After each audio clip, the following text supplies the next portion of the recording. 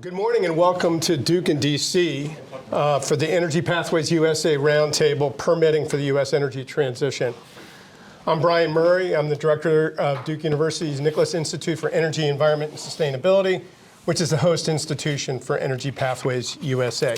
So whenever you see EPUSA around here, we are not with the EPA. That's our acronym because it's a long name and we put it on one card. Just a quick word about Energy Pathways USA. It's an autonomous regional initiative of the Energy Transitions Commission, which is a global network of leaders in the energy space committed to net zero carbon by 2050. And Energy Pathways USA, as the name would suggest, is focused on energy transition and decarbonization in the US, but sort of setting it in the global context with this partnership with Energy Transitions Commission. So it's good to see so many of the members of Energy Pathways here today and so many of the rest of you as well. Well, the energy transition is well underway, sparked in part by recent policies, legislation and other forms of policy, Inflation Reduction Act, Bipartisan Infrastructure Law, the CHIPS Act, and then other sort of regulatory and voluntary developments across sectors and across the country. The IRA alone is expected to lead to roughly $400 billion in tax credits targeted at energy transition and climate. And with private sector investments, many multiples of that, we're talking about a $1 trillion enterprise or more. But the investment trends that are happening right now are really encouraging. But in order for real change to happen, of course, things need to get built. And so issues associated with siting and permitting really kind of rise to the front of really critical issues, and that's why we're having this roundtable today. And for this discussion, we're thrilled to be joined now by Congressman Scott Peters, who represents California's 50th district, which includes, among other cities, the city of San Diego. Congressman Peters was first elected in 2012. He's currently on the House Budget Committee and Energy and Commerce Committee. He's definitely a recognized leader on permitting reform, issues for energy and other infrastructure investments, and he has a very strong reputation for working across the aisle. He came to Congress with a distinguished career in environmental law and public service in San Diego, serving as the city's first city council president and chair of the San Diego Unified Port District. But perhaps his most distinguished accomplishment is that he is a Phi Beta Kappa graduate of Duke University. I hear that's a good school. It's a pretty good school, yeah. And he just told me he wants more Dukies working with him, so we will make that happen. So a hearty Blue Devil welcome to Congressman Peters. Thank you for joining us today. Thanks very much. Well, let's jump right to it. I want to start with the recent debt ceiling deal, also known as, or primarily known as, the Fiscal Responsibility Act, which, among other things, narrows the conditions in which infrastructure projects must undergo a federal environmental assessment under NEPA and restricts the timing and structure of those checks. How did this deal get done?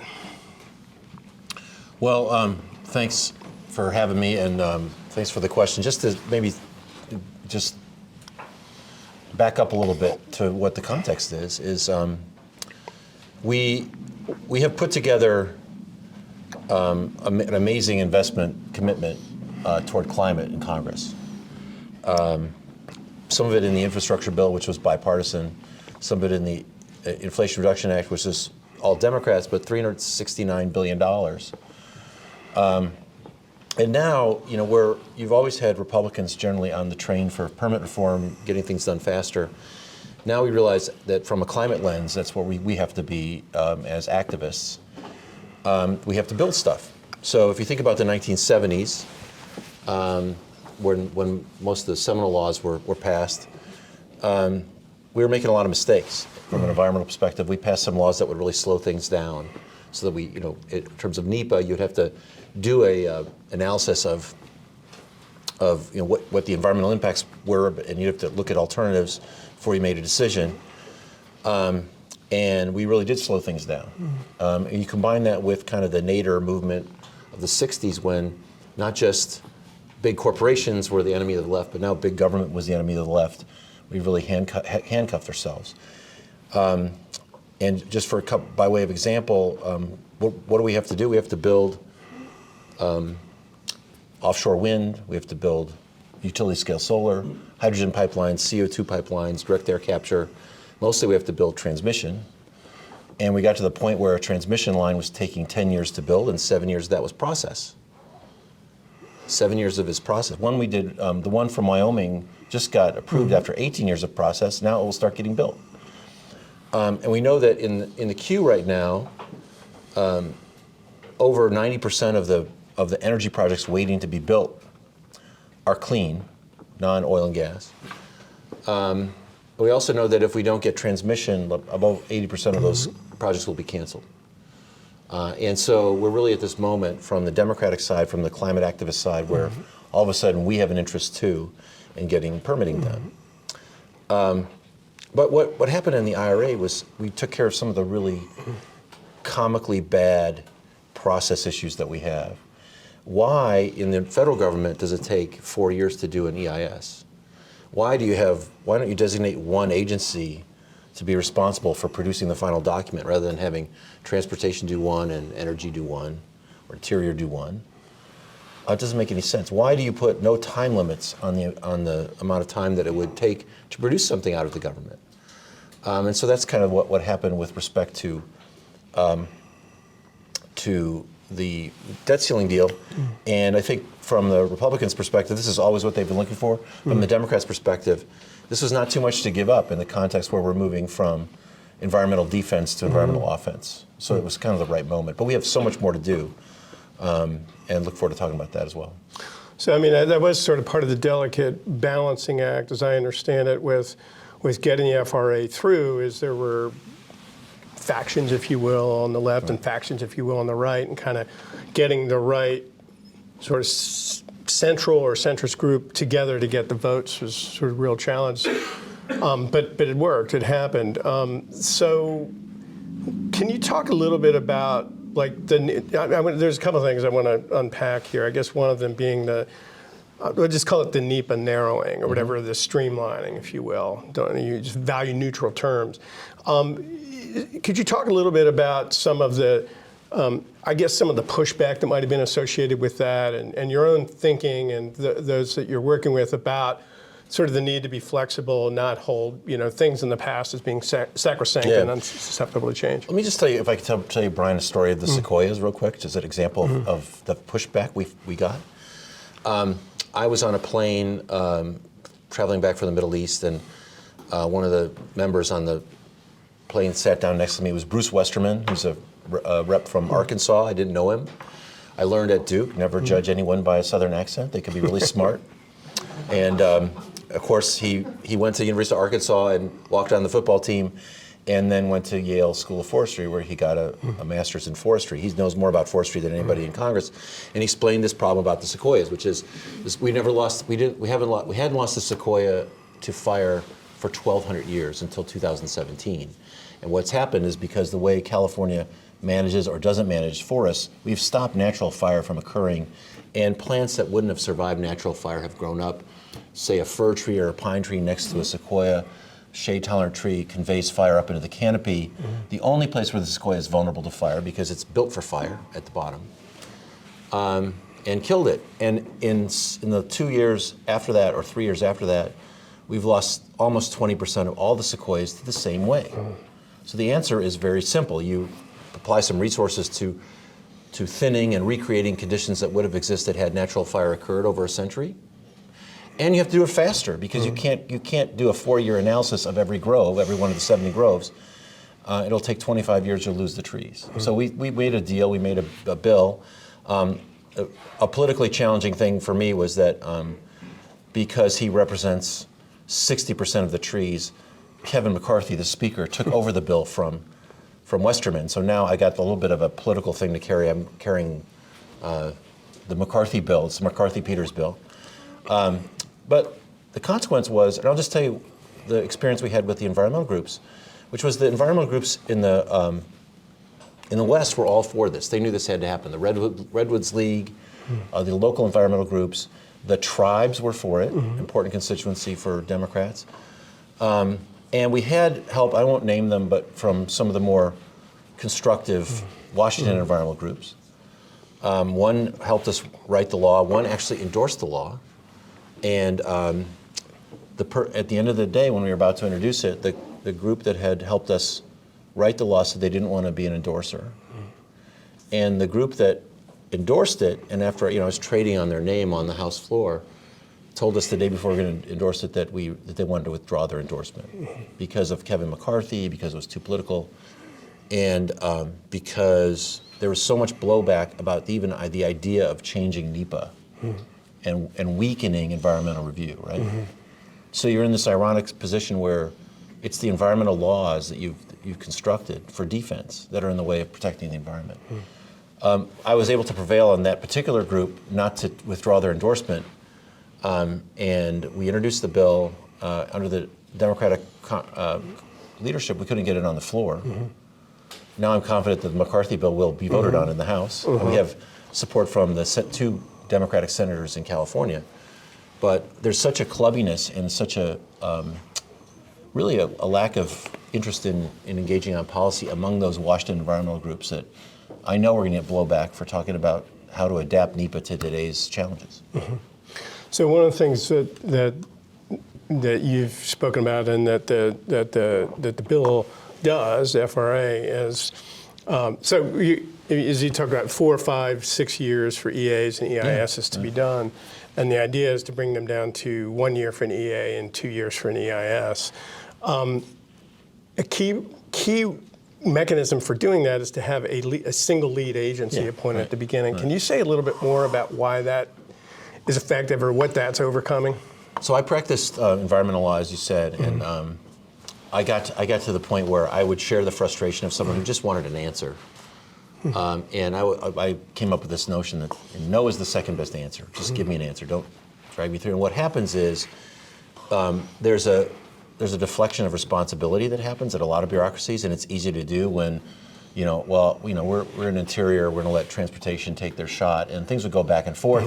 You'd have 2 agencies asking for the same information in different ways. You'd produce a biological report for this group and a different report for this group. It was really kind of unfair to anyone, even proposing the most odious project. You should give them their answer. And so I think that's kind of what we resolved, and it just made sense. Pretty easy, I think. Do you think, one of the things that we kind of read about since the bill has passed is concerns about future lawsuits being, challenging. Yeah. Either that they might challenge the narrowing, which I don't know if there's legal bounds for that, but then when individual decisions come up, maybe there'll be more challenges because you'll say you didn't do an adequate review. What are your thoughts on that? So I'll just give you a hint. Tom left the room, make sure I did it right. You can hear me, Tom? If I screw up, throw a rock at me. If he comes running into the room, we'll stop. We're trying to do a couple things. We're trying to do a pre-approval structure for things that are in the IRA. So, for instance, we wouldn't say that we're exempting solar panels, but we would say, based on what we know about them, we can pre-approve them, and we can also pre-approve locations like brownfields for energy development, and so that we're sort of in the nature of a categorical exclusion. Like you can debate about whether it qualifies, but it's going to be pretty clear that if something's supported by the IRA, that it's pre-approved, and we can do that with a lot of different technologies. The other thing we're looking at is in terms of review. By the way, the other pushback we'll hear is that communities won't get input if we change NEPA. This is the way the communities. All right, but we've decided we want to do solar panels. So part of it is I don't want, and we know we need to do transmission. Are we going to fight the brain cancer fight every single time in every district court across the country? Or are we going to say we're going to do this once, and once we know what the answer is, we're going to go forward based on that information? We also have to corral the litigation a little bit because NEPA is the most litigated federal statute. It's just a process statute. You hear it's a bedrock environmental law. The Clean Water Act is a bedrock environmental law because it actually prohibits the discharge of pollutants into the environment. Same with the Clean Air Act. Same with the Resource Conservation and Disposal Act. NEPA is just a process law. And so we had to figure out a way to advance the process. I think one of the ideas about doing litigation is rather than sending the lawsuit to a federal judge where it sits on that judge's desk for a year before it hits the docket, maybe we'd assign this to a set of administrative law judges who can have expertise in the issues and provide an expedited review, so that instead of these litigation, lasting 4 years on their own, maybe you could get something wrapped up in half a year or 3/4 of a year. And then in terms of input, public input is we would not just wait for people to maybe get a pro bono lawyer at Latham & Watkins to file stuff up for them on their behalf. We'd actually reach out to the people who we say we're concerned about, get their input at the front, and then really take that into account in a way that's more aggressive, less passive, but more timely in terms of getting the input and resolving the issue. So you mentioned transmission, which I know is you're one of the leading experts in Congress on that, and you've got some legislation that you've proposed with Senator Hickenlooper. For the IRA to really achieve the decarbonization goals, starting with clean electricity, transmission is really going to have to grow, and it's going to have to grow substantially. And the Fiscal Responsibility Act sort of touched on this by having the provision about NERC doing a study for interregional capacity transfers. But I know you had a more aggressive, or you had a more ambitious idea for what could go into the bill. Are there pathways for transmission to get expedited with permitting treatment across states? And I'm referring implicitly, but now explicitly, to the Big Wires Act. So where do you see that headed right now? The issue of transmission, and then your proposed legislation. So to meet our targets, we need to build something like 200,000 miles of transmission lines in the next 30 years. On the rate we've been building them is 1,800 a year, so 18,000 in 10 years. There are a lot of reasons why interregional transmission doesn't get built out.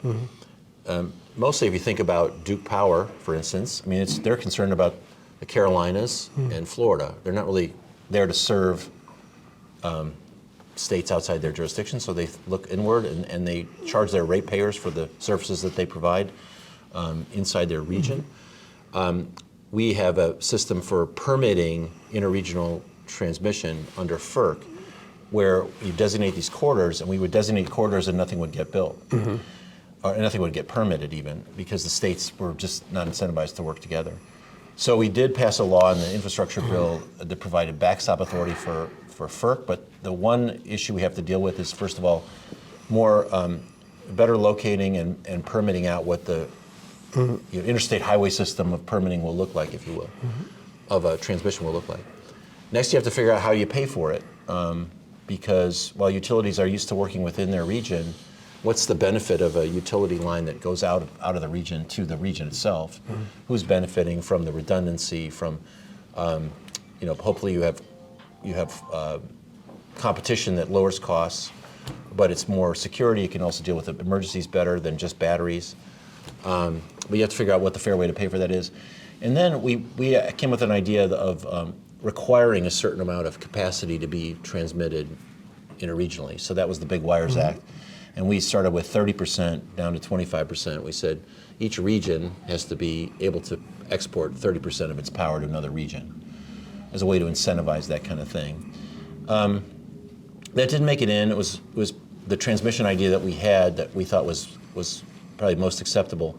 But I talked to Tom Graves, who's from Louisiana, as McCarthy's lieutenant. And by the way, Kevin is not a policy person, but he's smart enough to have Patrick McHenry, he's from North Carolina, and Garrett Graves work on policy. They're both really smart, and Kevin listens to them. But Graves told me that, I don't want to put something in there that hasn't been vetted by the Republicans. It hadn't gone through the committee. Unlike all the stuff in H.R. 1, their energy bill had been voted on by Republicans. He was safe to trade that. He didn't want to do that. So we're gonna go work on it. And I was talking to the Southern companies yesterday. There's different incentives for different utilities, but we're going to have to figure that out. And I told them that we need them involved up front. Actually, so Duke and Southern companies are actually two of the ones that are really worried about losing money, either to having to spend money that they would otherwise put into dividends, or having to charge ratepayers more. And we have to figure out how to work through that. But they know that this is coming, that we need their help to get the right answer. So do you think it was the requirement percentage, whether it was 30% or 25%, that kind of hurt it more politically, or is there other sort of more fundamental issues where certain constituents really just don't like the idea of much of any federal role in transmission planning, if you will, or transmission enabling? Wasn't the percentage. First, I think it was partly unfamiliarity with the concept, and like the worries that you put something in there and you don't know what's going to come after you, like what people are going to yell at you and what you missed. So I think that's really, there's a sort of built-in caution to this that I think worked against us. But I think, Brian, that there is a mistrust of the federal government with respect among some of the Republican side. I point out to them that the Natural Gas Act of 1942 provides a lot of ability for the federal government to do interstate pipelines, and it should be interstate, by the way. Who thinks that it should be state by state, except maybe Texas? But even Texas on that likes the interstate thing. The interstate highway system, again, all built before NEPA, just mentioned, and is interstate. So we're going to have that same thought about transmission. Frankly, if we could get the same preference for transmission lines that we have for pipelines today, that would be a big advance for transmission.